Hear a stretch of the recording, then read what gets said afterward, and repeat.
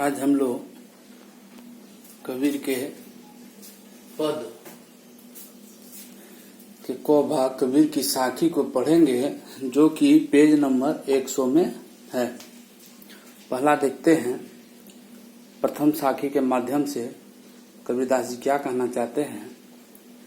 प्रस्तुत साखी में कहना चाहते हैं कि जब मैं था तब हरि नहीं, अब हरि है मैं नाही, प्रेम गली अति साकरी जामे दोना समाही।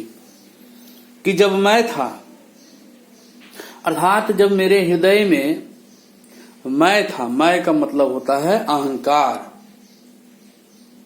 और अहंकार के साथ साथ क्रोध, मोह, लोभ, माया, घृणा, ईर्ष्या, द्वेष, ये सभी भावनाएं होती हैं। तो जब मैं था, जब मेरे हृदय में अहंकार, क्रोध, मोह, लोभ, माया, ईर्ष्या, द्वेष, घृणा, ये सभी जब भावनाएं मौजूद हैं, तब हरि नहीं, तब ईश्वर नहीं है, तब हमारे हृदय में ईश्वर का वास नहीं है। क्योंकि जब तक इन सभी अवगुणों को त्याग नहीं देते, तब तक हरि का वास नहीं हो सकता, तब तक हरि हमारे हृदय में रह नहीं सकते। अब हरि है जब हम लोग इस अहंकार को त्याग देते हैं, इस क्रोध, मोह, लोभ, माया, घृणा, ईर्ष्या, द्वेष इत्यादि भावनाओं को जब हम लोग त्याग देते हैं, तब हरि का प्रवेश हो जाता है। अब हरि है मैं नहीं, मैं अब नहीं है, अब अहंकार नहीं है, क्रोध नहीं है, मोह नहीं है, माया नहीं है, ईर्ष्या नहीं है, द्वेष नहीं है, घृणा नहीं है, किसी भी तरह की भावनाएं नहीं है। और यदि कुछ है तो वो केवल एकमात्र हरि हैं, ईश्वर ही हैं। ऐसा इसलिए होता है क्योंकि आगे कबीरदास जी कहते हैं कि प्रेम गली अति साकरी, कि हृदय का जो रास्ता है, जिस रास्ते से होकर हमारे अंदर भावनाएं आती हैं, वो रास्ता बहुत ही छोटा है, बहुत ही संकीर्ण है, बहुत ही सकरा है। जामे दोना समाई, जिसमें दोनों अर्थात हरि और मैं अर्थात ईश्वर और अहंकार, ये दोनों समा नहीं सकते, जिसमें दोनों एक साथ समा नहीं सकते। यदि कोई समाएगा तो या तो हरि या तो अहंकार। जिस प्रकार से एक मयान में दो तलवार नहीं समा सकता, उसी प्रकार से एक हृदय में या तो हरि का वास हो सकता है, या तो मैं का अर्थात अहंकार का वास हो सकता है। जब अहंकार होगा तब ईश्वर नहीं होंगे, और जब ईश्वर होंगे तब अहंकार नहीं होगा। इस प्रकार कबीरदास जी कहना चाहते हैं कि कभी भी जिस व्यक्ति में अहंकार, क्रोध, मोह, माया, ईर्ष्या, द्वेष, घृणा इत्यादि भावनाओं से वो व्यक्ति यदि भरा हुआ है, तो उसके पास, उसके हृदय में कभी भी ईश्वर वास कर ही नहीं सकते। आगे देखते हैं, निंदक नियरे राखी। आगे की साखी में कहते हैं कबीरदास जी, निंदक नियरे राखिए। निंदक, निंदक कौन होते हैं? जो हमारी निंदा करते रहते, जो दिन रात हमारी निंदा करते हैं, हमारे अवगुणों को बतलाते हैं, हमारे दोषों को बतलाते हैं। निंदक नियरे राखिए, निंदक को हमेशा अपने पास में रखना चाहिए, अपने करीब रखना चाहिए। आंगन कुटी छवाए, क्योंकि निंदक ऐसे व्यक्ति हैं जो हमारे अवगुणों, दोषों को बतलाते हैं। इसलिए हो सके तो इसे आंगन कुटी छवाए, हो सके तो इसको आंगन में खुट्टे में बांध कर रखना चाहिए, छावनी देकर रखना चाहिए। जिस प्रकार से पशु को आंगन में बांध कर रखते हैं, ठीक उसी प्रकार से निंदक को आंगन में खुट्टे में बांध कर रखना चाहिए। खुट्टे में इसलिए बांध कर रखना चाहिए क्योंकि निंदक और पशु एक ही समान के होते हैं, अज्ञानी, अविवेकी, बुद्धिहीन।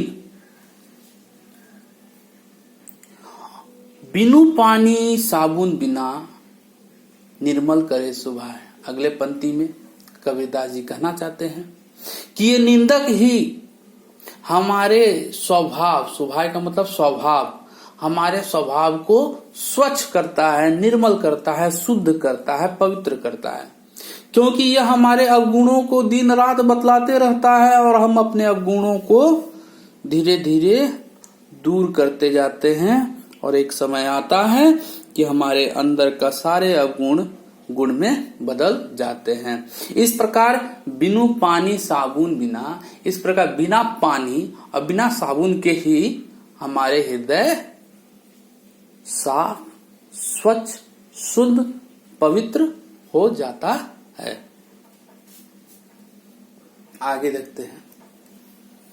आगे की साक्षी में कबीरदास जी कहना चाहते हैं कि हेरत हेरत खोजते खोजते, हे सखी, हे मित्र, हे मित्र, खोजते खोजते, देखते देखते, रहिया कबीर हेराय, मैं खो जाता हूं। यहां किसकी खोज के बारे में बोल रहे हैं? यहां पर ईश्वर की खोज के बारे में कह रहे हैं।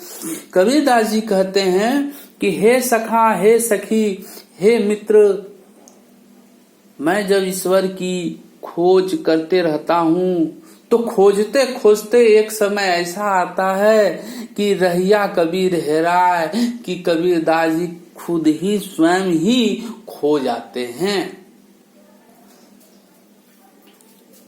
कबीरदास जी किसमें खो जाते हैं?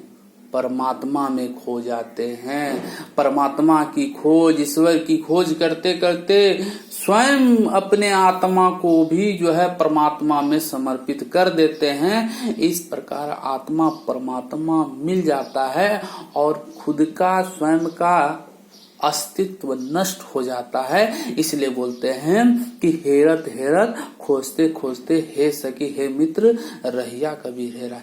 कबीरदास जी अपने आप को खो देते हैं। हर इंसान जो ईश्वर की भक्ति भावना में लीन होना चाहता है, ईश्वर को खोजना चाहता है, एक समय आता है कि वह अपने अस्तित्व को भी खो देता है और उसकी आत्मा जो है परमात्मा से जाकर मिल जाती है। और इस प्रकार से वह व्यक्ति नहीं रह जाता है, बल्कि एक ईश्वर का भक्त मात्र रह जाता है। और इस प्रकार वह व्यक्ति अपने अस्तित्व को खो देता है और पुनः उस अस्तित्व को पाना भी चाहे तो वह उसमें असफल हो जाता है।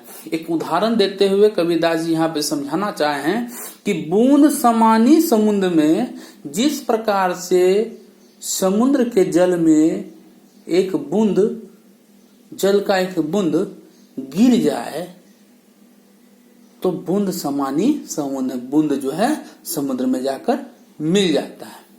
शोकत हेरे जाए, क्या उसको कोई खोज पाएगा? उस समुद्र से क्या उस बूंद को कोई निकाल पाएगा? नहीं, यह संभव है।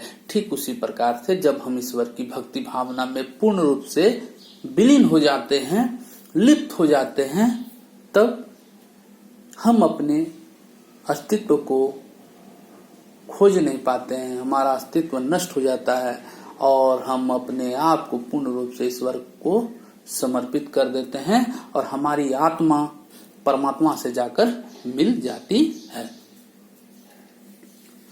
अगले साखी में देखेंगे जल में कुंभ। कुंभ का अर्थ होता है घड़ा। तो घड़ा जो है, ठीक से हम लोग देखेंगे कि जल में कुंभ, घड़ा जो है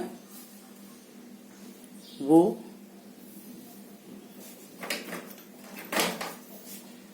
एक, मान लिए कि एक घड़ा है,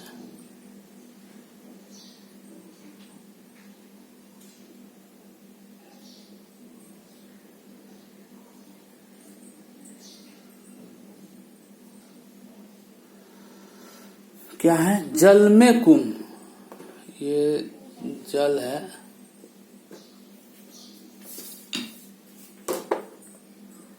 ये जल है, जल में ये कुंभ है, घड़ा।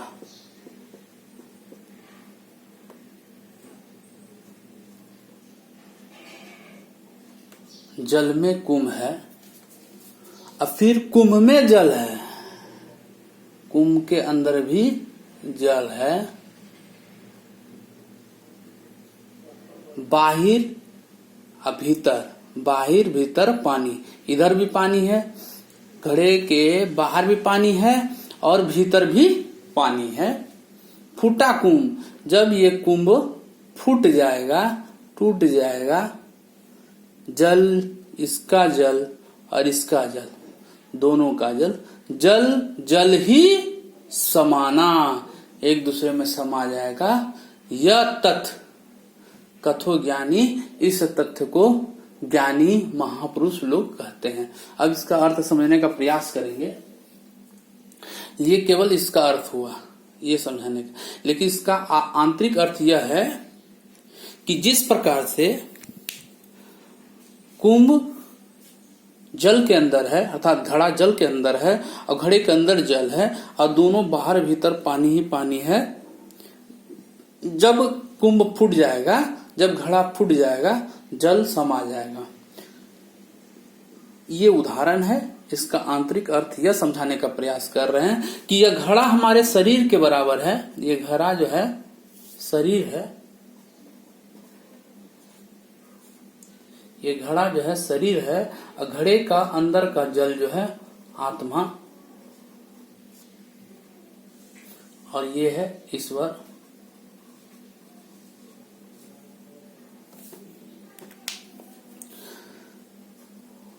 फिर से क्या बोल रहे हैं कि घड़ा जो है हमारे शरीर के समान है। हमारा शरीर के अंदर आत्मा है और हमारे शरीर के बाहर परमात्मा है। आत्मा और परमात्मा, आत्मा और ईश्वर या परमात्मा, आत्मा और ईश्वर के बीच में कोई यदि मिलने में बाधक है तो ये हमारा शरीर है। इस शरीर की वजह से हम ईश्वर से मिलने में असमर्थ हैं। इसलिए जिस दिन हम अपने शरीर को त्याग देंगे उसी दिन हम जो है ईश्वर से जाकर मिल जाएंगे, अर्थात आत्मा परमात्मा में जाकर मिल जाती है। इसीलिए यहाँ पर एक उदाहरण के तौर पे समझा है कि जल में कुंभ है, कुंभ में जल है, बाहर भीतर पानी, फूटा कुंभ जल जल ही समाना, यह तथ्य कथो ज्ञानी। यह सारे तथ्य को महापुरुष कहते हैं कि जब कोई आत्मा शरीर का धारण, शरीर के अंदर प्रवेश कर जाती है तो वह परमात्मा से अलग हो जाती है। लेकिन आत्मा और परमात्मा के बीच में यदि मिलने में कोई बाधक है तो वो उस मनुष्य का शरीर होता है। जिस दिन मनुष्य अपने शरीर को त्यागता है उस दिन पुनः आत्मा जाके परमात्मा से मिल जाती है और इस प्रकार से आत्मा परमात्मा का मिलन हो जाता है। हमें भी ईश्वर को प्राप्त करने के लिए इस शरीर को नष्ट करना होता है, तपाना होता है, तब जाकर हम अपने ईश्वर को प्राप्त कर सकते हैं। जब तक इस शरीर का भाव हमारे अंदर रहेगा तब तक ईश्वर हमसे दूर ही रहेंगे। धन्यवाद।